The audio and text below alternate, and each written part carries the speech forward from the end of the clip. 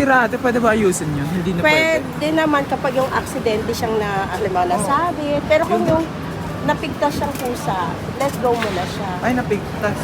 Ay, hindi parang nangyari. Parang nasabit lang yun eh. Dapat kung pa yung bato, ano mo siya,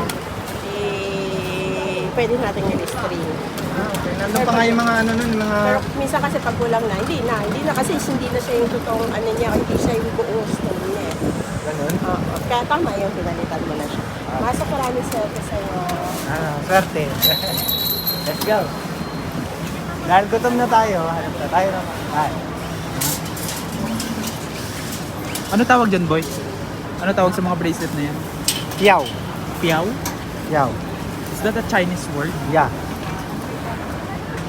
Ano yung ibig sabihin ng piao? Bracelet? Hindi ko rin alam eh.